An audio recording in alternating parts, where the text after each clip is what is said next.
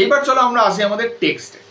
আচ্ছা, সনেট 73, সনেটগুলোর যেহেতু শেক্সপিয়ার কোনো নাম দেননি, তাই এগুলো তিনি নাম্বার হিসেবেই রেখেছিলেন। তো এগুলো নাম্বার দিয়েই কিন্তু এদেরকে সাধারণত অভিহিত করা হয়।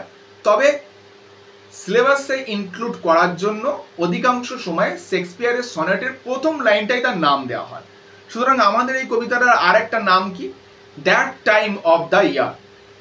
এটা হচ্ছে গিয়ে এই কবিতাটার আরেকটা নাম, that time of the year, অথবা সনেট নাম্বার 73। তো চলো এইবার আমরা আমাদের টেক্সট আসি। কোয়াট্রেন ওয়াইজ পড়বো, অর্থাৎ 4টে করে লাইন পড়বো এবং প্রথমে আক্ষরিক অর্থ, তারপর অভ্যন্তরীণ অর্থ অর্থাৎ ইনার মিনিং সহকারে আলোচনা করবো। বেশ, কি বলা হচ্ছে দেখো। That time of year thou mayst in me behold, when yellow leaves or none or few do hang upon those boughs which shake against the cold, bare ruined choirs where late the sweet birds sang। এবার মজার বিষয় হলো শেক্সপিয়ারের ভাষা আমরা কিছুই বললাম না। এটা হচ্ছে কি শেক্সপিয়ারের ভাষা, ওকে, যাকে একবার পড়লে তুমি বুঝতে পারবে না। তোমাদের সুবিধার্থে আমি এটা প্যারাফ্রেজ করে দেবো সহজ ইংলিশে, ঠিক আছে, আমি প্রোভাইড করে দেবো। বাট এখন আমি আলোচনা করে দিই, আগে মেন লাইন পড়ি এবং তার প্যারাফ্রেজটাও পড়ি। কি বলছে না, প্রথম লাইনটায় আসে, দ্যাট টাইম অফ ইয়ার দাও মেস্ট ইন মি বিহোল্ড। যদি একে সিম্পল ইংলিশে পড়ি তাহলে কি দাঁড়ায়? When you look me you must see that time of year. অর্থাৎ তুমি যখন আমার দিকে তাকাবে, তুমি আমার মধ্যে বছরের সেই ঋতুটাকে দেখতে পাবে। কোন ঋতুটার কথা বলেছেন সেটা কিন্তু আমাদের ফার্স্ট লাইনে এতটুকু ক্লিয়ার হলো না। সেটা ক্লিয়ার হবে কখন? যখন আমরা সেকেন্ড লাইনটা পড়ব। ডাইরেক্টলি কোথাও বলা নাই, বাট আমরা বুঝতে পারবো কোন সিজনটার কথা বলছেন। কি বলছেন কবি সেকেন্ড লাইনে? When yellow leaves or none or few do hang. সেই ঋতুর কথা কবি বলছেন যে ঋতুতে ইয়েলো লিভস অর্থাৎ হলুদ পাতা, অথবা নো লিভস, নান, নান মানে এখানে নো লিভস বলা হচ্ছে, অর্থাৎ কোনো পাতা না থাকা অবস্থা, অথবা জাস্ট ডু হ্যাং বলা আছে, অর্থাৎ ফিউ ডু হ্যাং, অর্থাৎ জাস্ট আ ফিউ লিভস, যেখানে শুধুমাত্র ঝোলে। অর্থাৎ এই সিজনটা হলো কিন্তু অটম সিজন। এবং আমরা এটা মনে রাখবো অবশ্যই, কারণ উত্তরে আমাদের এই টার্মটাকে ইউজ করতে হবে, অটম কথাটাকে আনতেই হবে, ওকে। অর্থাৎ কবি প্রথম লাইনে বললেন তুমি যদি আমার দিকে তাকাও তাহলে তুমি বছরের সেই ঋতুকে দেখতে পাবে। সেই ঋতুটা হলো সেই অটম ঋতু, যখন গাছের সমস্ত পাতা হলুদ হয়ে যায়, অথবা কোনো পাতাই আর গাছে থাকে না, কিংবা থাকলেও ফিউ, ফিউ মানে আমরা জানি অলমোস্ট নাথিং যাকে বলা হয়, না বরাবর একটা দুটো পাতা হয়তো কোনো ক্রমে গাছে হ্যাং, ঝোলে। তার মানে কবি বছরের সেই অটম সিজনটার কথা বলছেন। এখনো পর্যন্ত কিন্তু আমি আক্ষরিক অর্থ বলে যাচ্ছি, আগে বলিনি। 3 নম্বর লাইনটা কি বলছে? Upon those boughs which shake against the cold. তাহলে এই গাছের পাতাগুলো তুমি কোথায় ঝুলতে দেখতে পাবে? আপন দোজ বউস, সেই ডালগুলোতে। বউ মানে ডাল, আপন মানে উপরে, তাহলে সেই ডালগুলোর উপরে তুমি তাদেরকে থাকতে বা ঝুলতে দেখতে পাবে। Which shake against the cold, যারা ঠান্ডায় কাঁপে। আচ্ছা, গাছ তো আর ঠান্ডায় কাঁপে না, গাছের পাতাগুলো ঠান্ডা বাতাসে কাঁপে। অর্থাৎ তুমি গাছেতে সেই একটা দুটো পাতা দেখতে পাবে সেই ডালগুলোর উপরে, যে ডালগুলো শীতের ঠান্ডা বাতাসে কাঁপে। Bare ruined choirs where late the sweet birds sang. আচ্ছা, কোয়ার্স জিনিসটাকে আগে ক্লিয়ার করা দরকার। কোয়ার্স মানে হচ্ছে কি ওই ক্রিশ্চিয়ানদের একটা সমবেত প্রার্থনা গাওয়ার যে প্রসেস, তাকে বলা হয় কোয়ার্স। ক্রিশ্চিয়ানরা চার্চে জেসাস ক্রাইস্টের উদ্দেশ্যে একটা সমবেত প্রার্থনা করে, ঠিক আছে, এবং সেইখান থেকেই কিন্তু এই কোরাস শব্দটা এসেছে। গানের ক্ষেত্রে যে কোরাস প্রয়োগ করা হয়, কোরাসে তো সমবেতভাবে আরো 10 জন 5 জন মিলে সুর দেয়, তো সেইটাই হচ্ছে কি কোয়ার্স। তাহলে এবার কবি কি বলছেন? Bear ruined quartz. বেয়ার মানে নগ্ন, রুইন্ড মানে যা নষ্ট হয়ে গেছে, অর্থাৎ নগ্ন, নষ্ট হয়ে যাওয়া সমবেত সঙ্গীত। হোয়ার দ্য সুইট বার্ডস স্যাং, যেখানে কোনো এক সময়ে মিষ্টি পাখিরা গান গাইত। অ্যাকচুয়ালি পাখিরা মিষ্টি নয়, পাখিরা তাদের মিষ্টি গান গাইত। তাহলে প্রথম স্ট্যান্জাটা জুড়ে কবি একটা বিষণ্ণতার ছবি তুলে ধরলেন, যেখানে কিন্তু আমরা রিক্ততা বা শূন্যতাকে দেখতে পাচ্ছি। দেখো এমনিতেই ফার্স্ট স্ট্যান্জার লাস্ট লাইনটায় বেয়ার শব্দটা রয়েই গেল। বেয়ার মানে নগ্ন। এই একই শব্দ তোমরা আপন ওয়েস্টমিনস্টার ব্রিজেও পড়েছিলে। হ্যাঁ, শহরের সৌন্দর্যটাকে কবি বেয়ার বলেছিলেন। সেখানে bare in a positive sense ছিল, কিন্তু এখানে bare in a negative sense. Negative sense কি? এখানে বেয়ার হলো শূন্যতা, হারিয়ে যাওয়ার চিহ্ন। কারণ দেখতে পাচ্ছি অটম এসে গেছে এবং ইংল্যান্ডে অটমে গাছের সমস্ত পাতা ঝরে যায় এবং কবি বলছেন এই গাছগুলো সেই গাছ যে গাছগুলোতে কোনো এক সময় পাখিরা এসে মিষ্টি গান গাইতো। এখানে কিন্তু বেয়ার কোয়ার্স মানে গাছের ডালগুলোকে বোঝানো হয়েছে। হ্যাঁ, বোজ অফ দ্য ট্রিজ। তাহলে ফার্স্ট স্ট্যান্জা আমরা দেখতে পাচ্ছি কবি একটা প্রাকৃতিক দৃশ্যকে তুলে ধরছেন, যে প্রাকৃতিক দৃশ্যটার মধ্যে একটা শূন্যতা। কিন্তু শুধুই কি এটা প্রাকৃতিক দৃশ্য? না, এই কবিতাটা অনেক গভীরের কবিতা। এই কবিতাটা মানুষের বয়সকালীন যে পরিণতি তার কবিতা। ওল্ড এজ হিউম্যান কোয়ালিটি বা ওল্ড এজ হিউম্যান ফিচার্স, সেইগুলো কিন্তু এখানে দেখানো হয়েছে। এই যে কথাটা বলা হলো অটম, যে অটম সিজনটা আমরা ইনডাইরেক্টলি পেলাম, এই অটমটা হচ্ছে মানুষের বার্ধক্য। ঠিক অটম এলে যেমন গাছের পাতা ঝরে যায় কিংবা গাছের পাতা হলুদ হয়ে যায়, একই মানুষের জীবনে বার্ধক্য এলেও মানুষের মাথা থেকে দেখবে চুল পড়ে যায়, শক্তি কমে যায় এবং ওই মাথার চুলগুলোকে তোমরা ইয়েলো লিভস ভাবো। গাছের পাতা ইয়েলো তখনই হয় যখন সেটা রেচন পদার্থ দ্বারা পূর্ণ হয়, মানে আমরা যেটা যদি সাহিত্যের ভাষায় বলি সেটা যখন বার্ধক্যে আসে, ঝরে পড়ার যখন তার সময় হয়। তেমনি মানুষের মাথার চুল সাদা হয় যখন সে তার বার্ধক্যের দিকে পৌঁছায়। ঠিক আছে, তাহলে এখানে ওই ইয়েলো লিভস গুলো কিন্তু মানুষের পাকা চুল হিসাবে আমরা ধরে নিতে পারি। আবার এইখানে এই যে বলা হলো ওই যে রুইন কোরাস বলতে আমি বললাম গাছের ডালগুলোকে বোঝাচ্ছে, কিন্তু অ্যাকচুয়ালি ওটা যদি মানুষের সাথে কম্পেয়ার করি তাহলে দেখতে পাবো রুইন কোরাস বলতে মানুষ নিজের সেই বার্ধক্য কালকে বোঝাচ্ছে। কবিতার বার্ধক্য কালকে বোঝাচ্ছেন। কবি বলছেন আমি এখন বৃদ্ধ হয়েছি, আমার কোরাস আজ রুইন হয়েছে, অর্থাৎ আমার চারপাশে প্রকৃতি এখন আর সেই যৌবনকালের মতো রঙিন নেই। আমার বার্ধক্য এসেছে, গাছের পাতা হলুদ হয়েছে, আমি ক্রমাগত মৃত্যুর দিকে এগিয়ে যাচ্ছি। শব্দ লক্ষ্য করো, কোল্ড বা ঠান্ডা, এই শব্দটা লিটারেচারে কিন্তু একটা ভীষণ রকম ভূমিকা রাখে। কারণ কোল্ড হলো মৃত্যুর ইঙ্গিত।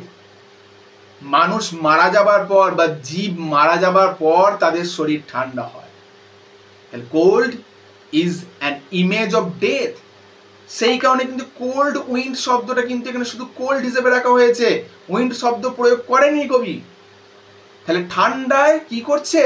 গাছের ডালপালা কাঁপছে, তার মানে কবি বোঝাতে চাইছেন আমি আমার বার্ধক্যে এসে পৌঁছেছি এবং আমি আজ যেন নড়বড় করছি, আমার আর সেই ক্ষমতা নেই যৌবনকালের মতো।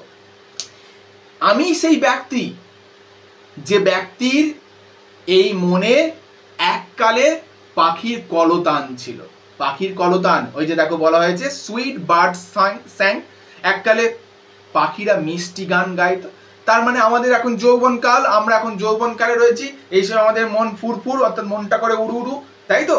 তো এই সময় কিন্তু যৌবনকালে আমরা উদ্দীপনার মধ্যে থাকি, কিন্তু একদিন আমাদের জীবনেও বার্ধক্য আসবে, যেদিন আমরাও হয়তো কবির মতো বলবো যে আমার মনেও কোনো একদিন পাখিরা গান গাইতো, আমারও একটা মেয়েকে দেখে ভালো লাগতো, মনটা উড়ু উড়ু করতো, কিন্তু আজ আর সেটা নেই। আজ আমি বার্ধক্যে এসে পৌঁছেছি। তাহলে ফার্স্ট স্ট্যান্জা কবি ইঙ্গিত দিয়ে দিলেন যে তিনি বার্ধক্যের দিকে এগিয়ে যাচ্ছেন। টোটাল 4টে ইমেজ পাবো, সেটা আমি কবিতা শেষ করে বলবো। তারপরে কি বলা হচ্ছে, সেকেন্ড স্ট্যান্জায় আসি। In me thou seest the twilight of such day. In me অর্থাৎ আমার মধ্যে, দাও সিস্ট তুমি দেখতে পাবে, সি সেখান থেকে seest, okay, the twilight of such day এমন একটা দিনের গোধূলি বেলা, which by and by, sorry একটা লাইন বাদ দিয়ে গেলাম আমরা, as after sunset faded in the west, অর্থাৎ তুমি আমার মধ্যে এমন একটা গোধূলি বেলা দেখতে পাবে যেটা অলমোস্ট সিমিলার কিসের সঙ্গে, অ্যাজ আফটার সানসেট, ঠিক যেমন সূর্য অস্ত যাওয়ার পর অবস্থা হয় আকাশে, ফেডেড ইন দ্য ওয়েস্ট, সূর্য যখন পশ্চিম আকাশে আস্তে আস্তে ফেড হয়ে যায় তখন যেমন আলোটা দেখা যায়, তুমি আমার মধ্যে সেই টুয়ালাইট দেখতে পাবে। টুয়ালাইট মানে গোধূলি বেলা। হুইচ বাই অ্যান্ড বাই, যেটা কালক্রমে বা ক্রমে ক্রমে, বাই অ্যান্ড বাই মানে গ্র্যাজুয়ালি, যেটা গ্র্যাজুয়ালি কি হয়, ব্ল্যাক নাইট, অন্ধকার রাত্রিতে পরিণত হয়। Does take away, DOTH, doth, যেটা আধুনিক ইংরেজিতে ডাজ, এটা আর্কেইক ইংলিশ, ওকে। তাহলে black night does take away, এবং যে গোধূলি বেলাটাকে ব্ল্যাক নাইট অর্থাৎ অন্ধকার রাত্রি, টেক অ্যাওয়ে অর্থাৎ সেটাকে যেন শোষণ করে নেয় বা অ্যাবজর্ব করে নেয়, সেই যে গোধূলি বেলাটাকে। ডেথস সেকেন্ড সেলফ, মৃত্যুর দ্বিতীয় রূপ, that seals up all in rest, যেটা সমস্ত কিছুকে চির বিশ্রামে পাঠিয়ে দেয়। দারুণ কথা এই লাইনটা, ডেথ সেকেন্ড সেলফ, এটা থেকে বহুবার কোশ্চেন দেয়।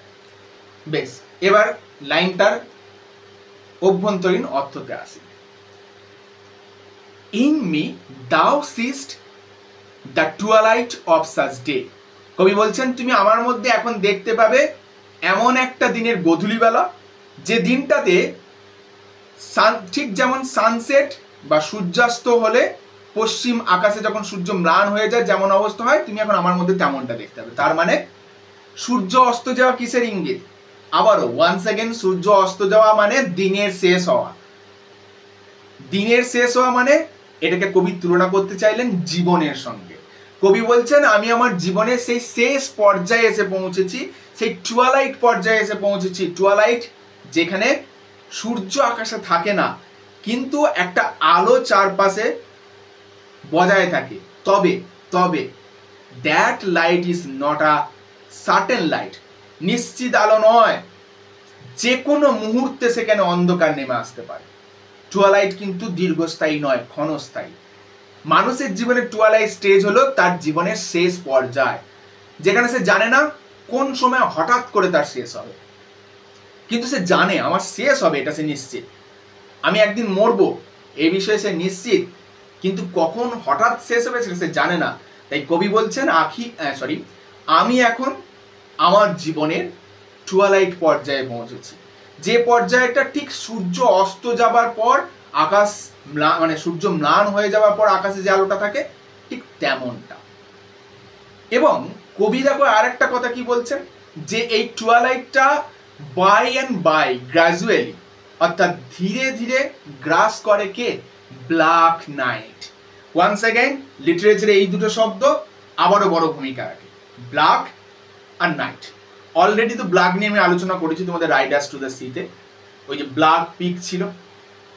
আমি বলেছিলাম যে লিটারেচারে এই শব্দগুলো সব নেগেটিভ ওয়ার্ড, ব্ল্যাক নাইট এগুলো সব মৃত্যুর ইঙ্গিত। তাহলে কবি বলছেন এই টুয়ালাইটকে ধীরে ধীরে গ্রাস করে অন্ধকার রাত্রি, তার মানে এই অন্ধকার রাত্রিটা হলো ডেথ, মৃত্যু। মৃত্যু যেন ধীরে ধীরে এসে কবিকে একদিন গ্রাস করে নেবে, ঠিক যেমন করে রাত্রি গ্রাস করে গোধূলিকে। একটা জিনিস লক্ষ্য করো, এতক্ষণ পর্যন্ত আমরা যখন পড়তে পড়তে এলাম কোনো জায়গাতে কবির কিন্তু অ্যাঙ্গার দেখতে পাচ্ছি না, রাগ দেখতে পাচ্ছি না, বরং কবির অ্যাকসেপ্টেন্স দেখতে পাচ্ছি। কবি মেনে নিচ্ছেন ডেথ ইজ ইনএভিটেবল, মৃত্যু অবধারিত, একদম ঠিক যেমন মৌরিয়া শেষে গিয়ে বুঝতে পেরেছিল যে মৃত্যু অবধারিত, আমাদের সকলকে একদিন মরতেই হবে। কবিও সেটা অ্যাকসেপ্ট করছেন এবং কবি বরং মৃত্যুটাকে আরো লাইটলি নিচ্ছেন। এই যে শব্দটা যখন তিনি প্রয়োগ করছেন বাই অ্যান্ড বাই গ্র্যাজুয়ালি, তিনি কিন্তু হঠাৎ মৃত্যু এসে গ্রাস করবে সে কথা বলছেন না, অল অফ আ সাডেন সমস্ত কিছু হয়ে যাবে সেটা বলছেন না, বরং তিনি বলছেন এই প্রসেসটা ধীরে ধীরে হবে এবং মৃত্যু ইনএভিটেবল, আসবেই। এর জন্য আমরা প্রত্যেকে প্রস্তুত, কবিও প্রস্তুত। তাই কবি বলছেন আমি আমার জীবনে সেই পর্যায়ে এসে পৌঁছেছি যেখানে অন্ধকার রাত্রি অর্থাৎ মৃত্যু আমাকে গ্রাস করবে। এবার তারপরে তিনি একটা লাইন প্রয়োগ করলেন, 4 নম্বর লাইনটা অর্থাৎ 8 নম্বর লাইনটায়, ডেথ সেকেন্ড সেলফ। এটা থেকে আমাদের 2 নম্বরে কোশ্চেনও দিতে পারে, বলবে যে what is the death second self, explain. মৃত্যুর দ্বিতীয় রূপ কে? মনে রেখো মৃত্যুর দ্বিতীয় রূপ হলো ঘুম। হ্যাঁ, ঘুমকে বলা হয় অর্ধ মৃত্যু, হাফ ডেথ। কেন? কারণ ঘুমের মধ্যে মানুষ চেতন মনকে অবদমিত রাখে এবং অবচেতন মনটা চালু থাকে মানুষের চেতন মন যেহেতু অবদমিত থাকে, অর্থাৎ মনের দুটো পার্টের মধ্যে একটা পার্ট যেহেতু অবদমিত, সুতরাং সেটাকে আমরা অর্ধ মৃত্যুর সঙ্গে তুলনা করতে পারি। লিটারেচারে ঘুমকে অর্ধ মৃত্যু হিসেবে দেখা হয়। কিন্তু কবি বলছেন আমার যে ঘুমটা আসতে চলেছে সেটা ওই রাত্রিকালীন ঘুম নয়, এটা ডেথ সেকেন্ড সেলফ। আমার এই ঘুমটা মৃত্যুরই এক দ্বিতীয় রূপ। অর্থাৎ কবি বলছেন আমার জীবনে মৃত্যু নেমে আসবে। তবে আমরা যেমন রাত্রিবেলায় ঘুমিয়ে সকালবেলায় চোখ মেলে উঠে দেখি, কবি বলছেন এবার বোধহয় আমি আর ঘুমিয়ে চোখ মেলে দেখতে পাবো না। কারণ তিনি কি বলছেন? That seals up all in rest. এই মৃত্যুর দ্বিতীয় রূপ অর্থাৎ ঘুম সমস্ত কিছুকে সিল করে দেয় ইন রেস্ট, চির শান্তিতে। তার মানে কবি এক প্রকার নিশ্চিত যে আমার জীবনেও মৃত্যু নেমে আসবে। আমি আমার জীবনের সেই পর্যায়ে গিয়ে পৌঁছেছি যেখানে মৃত্যু যে কোনো সময় আসবে এবং তা অবধারিত। তাই এখানে তিনি ঘুমকে মৃত্যুর দ্বিতীয় রূপ হিসেবে তুলনা করলেন, যেখানে তিনি দেখালেন যে আমার জীবনে মৃত্যু আসবে এবং ঘুম আসবে, আমিও একদিন ঘুমিয়ে পড়বো, তবে এই ঘুম আমাকে চিরতরে সিল করে দেবে, আমাকে চিরতরে আবদ্ধ করে দেবে, আর কোনোদিন আমি জেগে উঠবো না। এরপরে কি বলা হচ্ছে দেখো, in me thou seest the glowing of such fire। আবার দেখো কবি কি বললেন, ইন মি আমার মধ্যে, thou seest তুমি দেখতে পাবে, the glowing of such fire আমার মধ্যে আগুনের যে ঔজ্জ্বল্য সেটা তুমি দেখতে পাবে। কিন্তু এই ঔজ্জ্বল্য আর সেই পূর্বের ঔজ্জ্বল্য নয়। যৌবনের আগুনের ঔজ্জ্বল্য যতটা ছিল আজ আমার মধ্যে সেই ঔজ্জ্বল্য ততটা নেই। দেখো পরের লাইনে কবি ক্লিয়ার করছেন, কি বলছেন? That on the ashes of his youth does lie। সেই আগুন এখন ছায়ের উপর চাপা পড়ে আছে। তার মানে যৌবনের আগুন দাউ দাউ করে জ্বলতো, লেলিহান শিখায় জ্বলতো, কিন্তু আজকেও আমার মধ্যে আগুন আছে। আমি একেবারে যে রসখসহীন হয়ে গেছি, একেবারে নিষ্কাট হয়ে গেছি তা নয়, আগুন আমার মধ্যে আছে, তবে সেটা ছাই চাপা আগুন। তার প্রাবল্য আর সেই যৌবনকালের মতো নেই। আমি আজ অন্তরে অন্তরে ধিক ধিক করে জ্বলি, নতুন কিছু করার প্রেরণা বা আশা রাখি, কিন্তু করে উঠতে পারি না, কারণ আমার এই শরীর আমাকে সহায়তা করে না। মন আমাকে যতই জীবিত রাখুক, শরীর আমাকে যেন মৃত করে রেখেছে। সেই আমার মধ্যে থাকা সেই যৌবনের আগুন আজ ছাই চাপা পড়ে গেছে। অ্যাজ দ্য ডেথ বেড, ঠিক যেন মৃত্যু শয্যার মতো। মৃত্যু শয্যা মানে হিন্দুদের ক্ষেত্রে যেটা বলা হয় চিতার কথা। অর্থাৎ চিতার আগুন যেমন জ্বলতে জ্বলতে একটা সময় স্তিমিত হয়ে আসে, প্রথমে লেলিহান ডিপো জ্বলে, যখন সেটা নিভে আসে, সেটা যখন আস্তে আস্তে স্তম্ভিত হয়ে যায়, ছাই চাপা হয়ে পড়ে থাকে, ঠিক সেই রকম আমার মনের আগুনটা আজ আছে।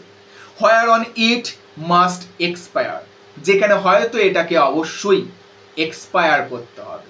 এক্সপায়ার মানে একদিন শেষ হতে হবে। এখানে ইট মানে কি? লাইফ, জীবন। অর্থাৎ ওই চিতাতে একদিন এই জীবনকে শেষ হতে হবে। অর্থাৎ ছাই পড়া আগুনে বা ছাই চাপা পড়া আগুনই এই জীবনকে একদিন শেষ হতে হবে। Consumed with that which it was nourished by. এই লাইনটা একটা দুর্দান্ত প্যারাডক্সের উদাহরণ। কেন প্যারাডক্স? কনজিউমড মানে ডিস্ট্রয়।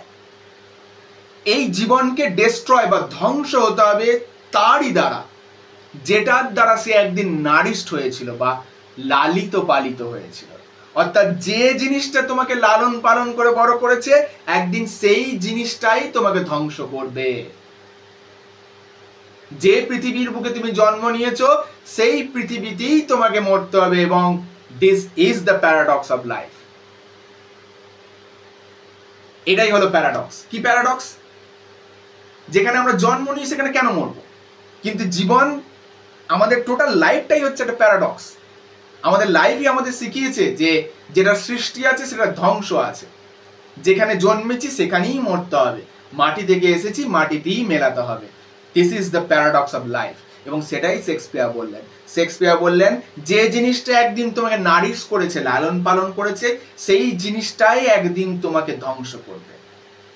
ঠিক যেমন করে যদি কাঠকে আমরা জ্বালানি হিসেবে যখন ব্যবহার করি, ঠিক আছে, সেই কাঠ যখন কাঁচা কাঠ হিসেবে থাকছে, কাঁচা মানে শুকনো কাঠের কথাটাই আমি বলছি, অর্থাৎ যখন সেটা অ্যাজ আ উড হিসাবে থাকছে, তখন যাকে আমরা আগুন জ্বালাই তখন সেটা কিন্তু দাউ দাউ করে জ্বলে। এবং একটা সময় পর সেই কাঠ যখন পুড়তে পুড়তে পুড়তে পুড়তে শেষ হয়ে আসে, তখন দেখবে সেই ছায়ের মধ্যে পড়ে থাকে কিন্তু কাঠ কয়লা যাকে বলি, এবং ওই কাঠ কয়লাগুলোই কিন্তু আগুনকে চাপা দিয়ে রাখে। তাহলে যে কাঠ আগুন জ্বলতে সহায়তা করলো, সেই কাঠ থেকেই তৈরি হওয়া কয়লা আগুনকে চাপা দিল। This is the paradox. যে জিনিসটা একদিন তোমাকে জ্বলতে সহায়তা করলো, সেই জিনিসটাই একদিন তোমাকে ধ্বংস করছে। ওই কাঠ কয়লাই তোমাকে চাপা দিয়ে দিয়ে তোমার মধ্যে আগুনটাকে নিভিয়ে দেবে। আমাদের জীবনটা হলো সেটাই। জীবনের যে রূপ বা যে ভাব বা যে শরীর একদিন আমাদেরকে বড় করে তুললো, যে শরীরের জন্য আমরা এত উদ্যমতা দেখালাম, সেই শরীরই কিন্তু একদিন আমাদেরকে ধ্বংস করবে। সুতরাং আমাদের লাইফ, আমাদের বডি, এভরিথিং ইজ প্যারাডক্স। যে শরীর একদিন তোমাকে এখানে ছুটে বেড়াতে সহায়তা করছে, রোজগার করতে সহায়তা করছে, কর্ম করতে সহায়তা করছে, সেই শরীরই একদিন তোমাকে ভোগাবে। এটাই হচ্ছে গিয়ে মানুষের লাইফের প্যারাডক্স। তারপরে শেক্সপিয়ার একটা কথা বলছেন, দেখো, দিস ইজ দ্য পারসিস্ট। এখান থেকে আমি এই জিনিসটা বুঝতে পারি, বা এই জিনিসটা আমি একেবারে পারসিভ করতে পারি, মানে বুঝতে পারা আর কি, বুঝতে পারি কি, which makes the love more stronger. এই জিনিসটাই তোমার ভালোবাসাকে আরো শক্তিশালী করে। এই জিনিসটা মানে কোন জিনিসটা? এই তিনটে কোয়াট্রেনে কবি যা যা বলে এলেন, এই সমস্ত কিছু, অর্থাৎ বৈপরীত্য, লাইফে কন্ট্রাস্ট ভালোবাসাকে আরো তীব্র করে। To love that well which thou must leave ere long. এটা একটা দুর্দান্ত লাইন, অন্যতম সেরা লাইন যাকে বলা হয়। To love that well which thou must leave ere long. যদি সিম্পল ইংলিশ করি তার মানে কি দাঁড়ায় জানো তো? You love me more knowing that I will die soon. তুমি আমাকে আরো বেশি বেশি করে ভালোবাসো যখন তুমি এটা জানো আমি শীঘ্রই মারা যাব। এটা হচ্ছে কি human psychology. Love grows stronger as death approaches. একদমই তাই। যে জিনিসকে আমরা একদিন যত দ্রুত ছাড়তে হবে জানতে পারি, আমরা সেই জিনিসকে তত বেশি করে আঁকড়ে ধরি। ভালোবাসার থেকেও বিচ্ছেদ কেন বেশি হৃদয়ে থাকে? ঠিক এই কারণের জন্যই থাকে। ভালোবাসা মানুষকে কাছে নিয়ে আসে, বিচ্ছেদ মানুষকে বুঝতে শেখায় যে ওই মানুষটা কতটা কাছের ছিল। যখন আমরা জানতে পারি যে এই জিনিসটা আমার হাতে নেই, একে আমাকে হারাতেই হবে, সেটা মানুষ হোক কিংবা বস্তু হোক, তখন সেই জিনিসটাকে আমরা আরো বেশি করে আঁকড়ে ধরতে চাই। মানুষ যত জীবনের শেষ দিকে পৌঁছায় তত তার বাঁচার স্পৃহা বেড়ে যায়, তত সে আরো বেশি করে বাঁচতে চায়। জীবনের শেষ মুহূর্ত পর্যন্ত মানুষ বাঁচতে চায়, তখন কিছুকে আঁকড়ে ধরতে চায়।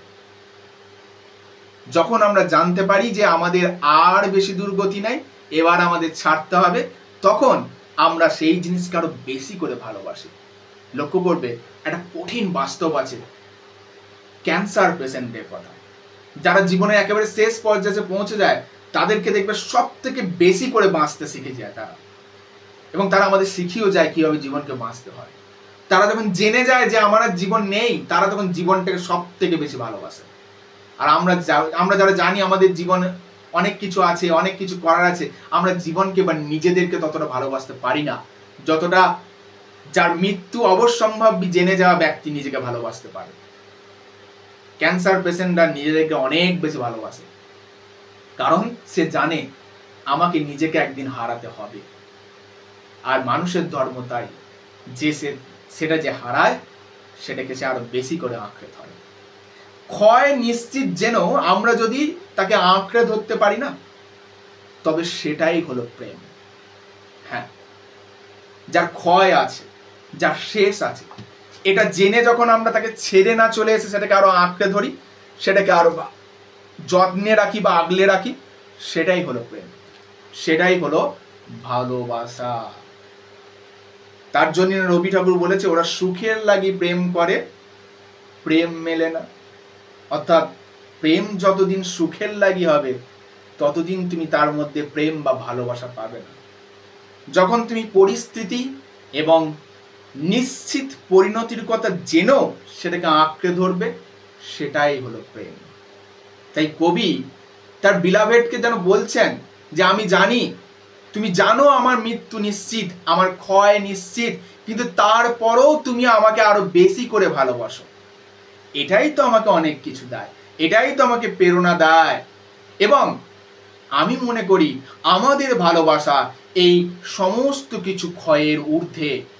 মৃত্যু হয়তো আমাকে একদিন ডেকে নিয়ে যাবে, আমার বার্ধক্য হয়েছে, ঠিক যেমন করে গধূলির পর সন্ধ্যা নেমে আসে, আমার জীবনেও একদিন এই বার্ধক্য কাল থেকে মৃত্যু নেমে আসবে। কিন্তু এই কথাটা তুমি জানার পরেও তুমি যে আমাকে এত ভালোবাসো, এটাই তো আমার ভালোবাসাকে অমর করে দেয়। শেক্সপিয়ারে বলেছিলাম লাস্ট দুটো লাইন হচ্ছে গিয়ে ভোল্টাপার। তাহলে এতক্ষণ পর্যন্ত কবি 3টে কোয়ার্টাইনে শুধু আক্ষেপ করে গেলেন, দেখিয়ে গেলেন যে বার্ধক্য তাকে কিভাবে তাড়া করে বেড়াচ্ছে, কিভাবে তার শক্তি, শরীর, মন সমস্ত কিছু ক্ষয়িত হচ্ছে, কিন্তু তবু লাস্ট দুটো লাইনে কবি আশা রাখলেন যে হ্যাঁ মানছি মৃত্যু ইনএভিটেবল, এ আসবেই, মৃত্যুর গ্রাস থেকে আমরা কেউ বাঁচতে পারবো না, কিন্তু তোমার ভালোবাসা আমাদের এই প্রেমকে অমর করে দেবে। আমার মৃত্যু নিশ্চিত যেন তুমি যে আমাকে আঁকড়ে ধরো, আমাকে ভালোবাসা আরো বেশি করে, এটাই আমার কাছে সব থেকে বড় প্রাপ্তি। তাহলে শেষ দুটো লাইনে কবিতার হোপ বা আশাটাকে রেখে গেলেন। এখানে একটা শব্দ দেখতে পাবে ইর লং, ইর মানে হচ্ছে বিফোর। ওকে, সুতরাং এই এতদূর পর্যন্ত ছিল কবিতা এবং কবিতার অন্তর্নিহিত অর্থ, যেখানে বার্ধক্য জীবনের ক্ষয় দেখানো হলো 3টে কোয়ার্টাইনে, এবং লাস্ট কাপলেটে কবি আশা রাখলেন যে তাদের ভালোবাসা অমর হবে যতই মৃত্যু করাল গ্রাস তার জীবনে নেমে আসো। এইবার এই কবিতার মধ্যে যেটা main figure of speech use করা হয়েছে, দ্যাট ইজ এক্সটেন্ডেড মেটাফোর বলা হয়। মেটাফোর কি অলরেডি আমি আলোচনা করেছিলাম, তুলনা, কম্প্যারিজন যাকে বলা হয়, indirect comparison, sorry direct comparison. Indirect দিলে লাইক বায়াস থাকবে, ডাইরেক্ট কম্প্যারিজন যেখানে হবে লাইক বায়াস থাকবে না, সেটাকে আমরা মেটাফোর বলেছিলাম। এইবার এক্সটেন্ডেড মেটাফোর জিনিসটা কি? এক্সটেন্ডেড মেটাফোর বলতে বোঝায় একই মেটাফোর বা একই তুলনা বা একই ভাবধারার তুলনা যখন একটা কবিতায় গোটা অংশ জুড়ে প্রয়োগ করা হয়।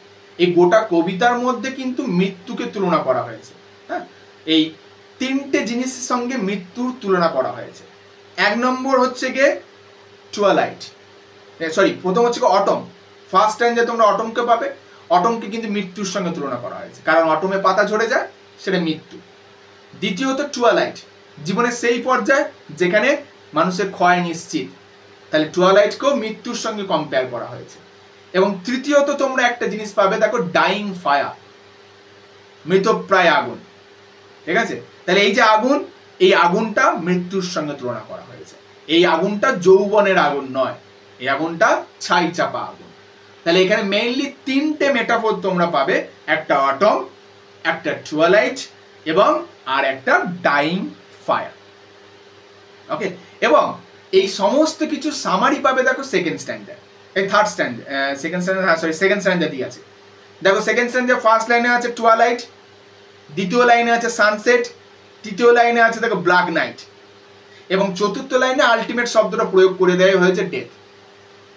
টুয়ালাইট মানেও মৃত্যু, সানসেট মানেও মৃত্যুকে ইঙ্গিত করছে, আবার ব্ল্যাক নাইটটাও মৃত্যুকে ইঙ্গিত করছে, এবং সবগুলোকে নিশ্চিত করে দেওয়া হলো লাস্ট লাইনে সেকেন্ড স্ট্যান্ডার, অর্থাৎ 8 নম্বর লাইনে বলেই দেওয়া হলো ডেথ সেকেন্ড সেলফ।